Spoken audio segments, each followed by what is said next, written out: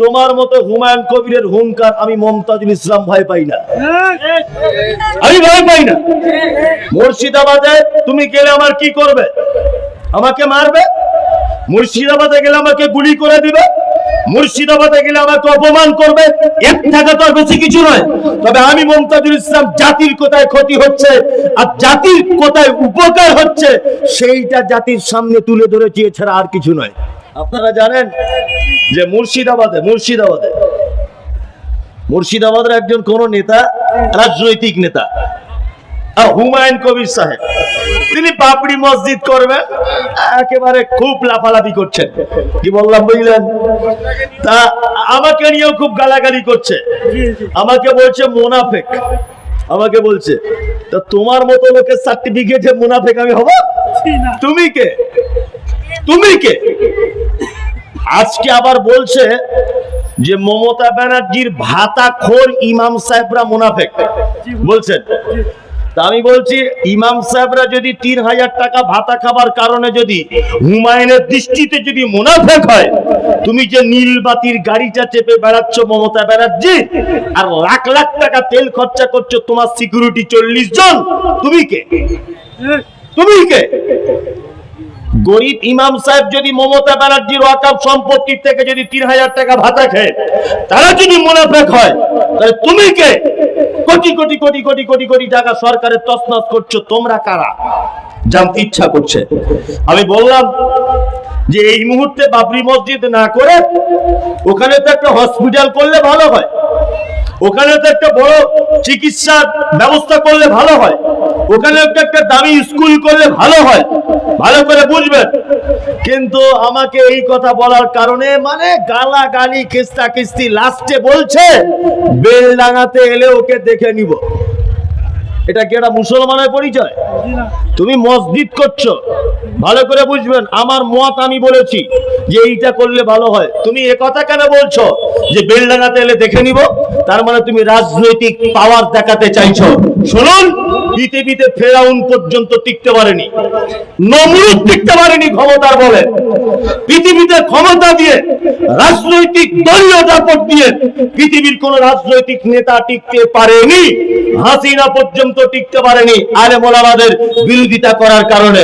ফেরাউন টিকতে পারেনি, নমরুদ টিকতে পারেনি। তোমার মতো হুমায়ুন কবিরের হুঙ্কার আমি মমতাজুল ইসলাম ভয় পাই না, আমি ভয় পাই না। মুর্শিদাবাদে তুমি গেলে আমার কি করবে? আমাকে মারবে।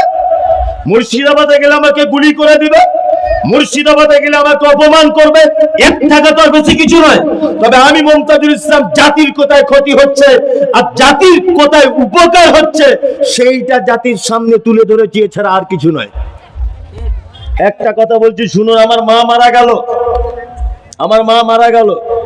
আমার আব্বা দ্বিতীয়বার বিয়ে করেছে। আমার দ্বিতীয় মা খুব সুন্দরী। আচ্ছা বলুন তো, পৃথিবীর সেরা সুন্দরী মেয়ের মুখের দিকে আমি যদি তাকিয়ে থাকি, তা আমার মায়ের মুখের স্বাদ আমি পাবো? পাবো? পাবো না। একটা বাচ্চা ছেলেকে আপনি এখানে ছেড়ে দেন, তার মায়ের দাঁতগুলো খুব উঁচু, তার মা কালো, তার মা বেঠে, এইখানে বসে আছে 300 জন বিশ্ব সুন্দরী মহিলা। ছেলেটাকে ছেড়ে দিলে বলুন তো কার কোলে যাবে? ওই দাঁত উঁচু মেয়েটার কোলে যাবে। তার মানে পৃথিবীতে মায়ের যে স্বাদ, পৃথিবীর কোন নারীর কাছে স্বাদ পাওয়া যায় না। আমাদের অরিজিনাল যে বাবরি মসজিদ ছিল, অরিজিনাল যে বাবরি মসজিদ ছিল, ওইটা আমাদের অরিজিনাল বাবরি মসজিদ। তোমার এই নকল বাবরি মসজিদ নিয়ে মানুষকে ধোঁকা দেওয়া ছাড়া আর কিছু নয়। আমরা এই বাবরি মসজিদ চাইনি। নরেন্দ্র মোদী সরকার রাম মন্দিরের সাইডে 5 একর জমি দিয়েছে মুসলিমদের মসজিদ করার জন্য। তোমার যদি ক্ষমতা থাকে, তোমার যদি পাওয়ার যদি থাকে, তাহলে তুমি ওই 5 একর জমিতে বাবরি মসজিদ করে দেখাও, তবেই তো বলবো বাপের বেটা, তবেই তো বলবো বাপের বেটা। মুসলমানরা যেখানে ওই আপনার বেলডাঙ্গাতে 70-75% মুসলিমরা যেখানে আজকে রয়েছে, সেইখানে তুমি বাবরি মসজিদ করতে চাইছো কেন? কেন বাবরি মসজিদ করতে চাইছো? জানে যে এখানে সুবিধা হবে, সবাই আমার সাপোর্ট করবে। তুমি যাও না শিলিগুড়িতে মসজিদ করতে, তোমার পাছার চামড়া তুলে দিবে। ওখানে মুসলিম সংখ্যা কম। আপনারা বুঝতে পারছেন না রাজনীতি চালাকিগুলো? বুঝতে পারছেন না? বুঝতে পারছেন না রাজনীতি কেমন করে করছে? শুভেন্দু অধিকারী যেমন ধর্ম নিয়ে ভোট চাইছে, আমাদের সমাজের কিছু নেতা হয়েছে তারা এখন মসজিদের নামে ভোট ব্যাংক ব্যবহার করছে। আর একটা কথা বলি, শুভেন্দু অধিকারী যেমন অশিক্ষিত ধর্ম না জানা কিছু হিন্দুদেরকে নিয়ে যেমন রাজনীতিতে নেমেছে, ঠিক তেমন মুসলিম কিছু নেতা কিছু অশিক্ষিত ধর্ম না জানা যুবকদেরকে নিয়ে রাজনীতি করছে, ধর্মীয় রাজনীতি।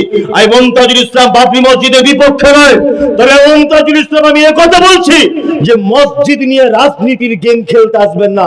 জাতি আপনাকে কোনোদিন ক্ষমা করবে না, কোনোদিন ক্ষমা করবে না আপনাকে। জাল হাক ওয়াজাকাল বাতিল ইন্নাল বাতিলা কানা যাহুকা। সত্য এসে গেলে মিথ্যা টিকে থাকবে না।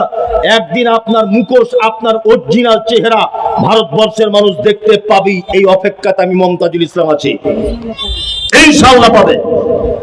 একটা কথা আপনাকে বলি, শুনে রেখে দেন। হুমায়ুন কবির সাহেব তো খুব নাকি জাতির উপরে টান।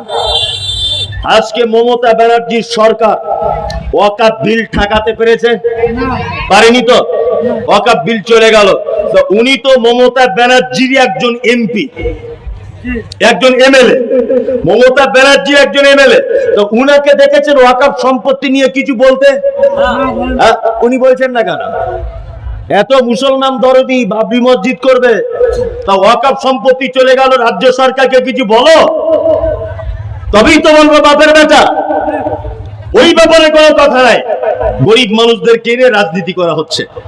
আল্লাহু আকবার। মানুষ এগুলো বুঝবে না, আর বোঝাতে গেলেও মানুষকে এখন বোঝানো যাবে না, কারণ প্রতিটা মানুষ এখন রাজনীতির চশমা পরে আমাকে দেখছে। রাজনীতির চশমাটা খুলুন, জাতির কি করে উপকার হবে সেটা ভাবুন, জাতির কি করে উপকার হবে ভাবুন। আজকে আমরা সারা ভারতবর্ষে মাত্র 27%। 1992 সালে 6 ডিসেম্বর যখন বাবরি মসজিদ ভাঙা হয়েছিল, এই বাবরি মসজিদ শুধু শহীদ করা হয়নি, অসংখ্য মুসলিম গরিব যুবক এবং ধর্মপ্রাণ মানুষদেরকে কচুকাটা করে দেওয়া হয়েছিল। আপনারা জানেন মুর্শিদ কুলি খাঁ মুর্শিদাবাদ একটা ঐতিহ্যবাহী মসজিদ তৈরি করেছিলেন, তার নাম হচ্ছে কাকড়া মসজিদ।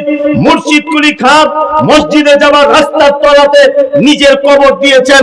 তিনি এটা ভেবেছিলেন এই যে মুসল্লিরা যখন যাবে আমার গায়ের উপর দিয়ে যেন যায়, তাদের পায়ের ধুলো যেন আমার শরীরে লাগে, এই নিয়েতে তিনি কাকড়ার মসজিদ তৈরি করেছিলেন।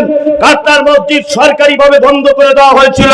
তারপর যখন পশ্চিম বাংলাতে মুসলিম লীগের যখন রব রব রব রব করে বাজার চলছে, সর্বপ্রথম এই মুসলিম লীগ পার্টি এই কাকড়া মসজিদ খুলে দিতে হবে, এই ব্যাপারে সরকারের কাছে দাবি জানিয়েছিলেন। তখনকার দিনে সরকার মুসলিম লীগের এই দাবি মানেননি, এবং মুসলিম লীগের এই দাবি না মানার কারণে মুসলিম লীগ 35,000 মুসলিম যুবক, মুসলিম ধর্মপ্রাণ মানুষদেরকে নিয়ে কাকড়া মসজিদে পুনরায় দখল করার জন্য তারা চেষ্টা চালাচ্ছিল। আর রাস্তাতে যেতে যেতে যেতে যেতে হিন্দু মুসলিম দ্বন্দ্ব লেগে তখনকার দিনে 21 থেকে 22 জন মতো নিরীহ মুসলিমদেরকে কচু কাটা করে দেওয়া হয়েছিল। এটা ইতিহাস। সারা ভারতবর্ষে আপনি কি করে আটকাবেন? বাবরি মসজিদের জন্য যাদের প্রাণ চলে গেছে, যারা আন্দোলন করেছিল, আজও 2024 সাল পর্যন্ত বাবরি মসজিদের আন্দোলন চলেছে। আমরা ঠেকাতে পেরেছি? পেরেছি? পারিনি। আমরা কাকড়া মসজিদ খুলতে পেরেছি? পারিনি।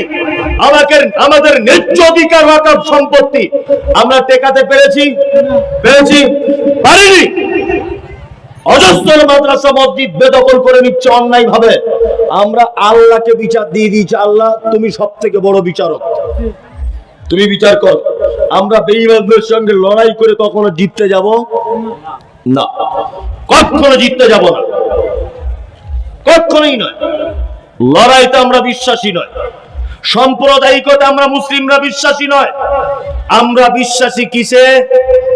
কিসে? আমরা বিশ্বাসী সম্প্রীতিতে, আমরা বিশ্বাসী এক অপরের প্রতি ভ্রাতৃত্বকে, আমরা বিশ্বাসী এক অপরের প্রতি ভালোবাসাতে। ওই জন্য বলছি ধর্মীয় আবেগ নিয়ে কোনো কাজ করতে যাবেন না। আল্লাহ সুবহানাহু ওয়া তাআলা বলছে আসলিহু যাতা বাইনিকুম, ছোটখাটো ব্যাপার কিছু হলে আপসে মিটিয়ে নাও। আতিউল্লাহ, আল্লাহর আনুগত্য করো। আর রাসূল, বাঁচতে যদি চাও তাহলে রাসূলের আনুগত্য করো। আল্লাহ এখানে বাঁচার রাস্তা বলেছেন তিনটে। কটা? আপসে মিটিয়ে নিতে হবে। 2, আল্লাহর আনুগত্য করতে হবে। 3, রাসূলের কে আনুগত্য করতে হবে।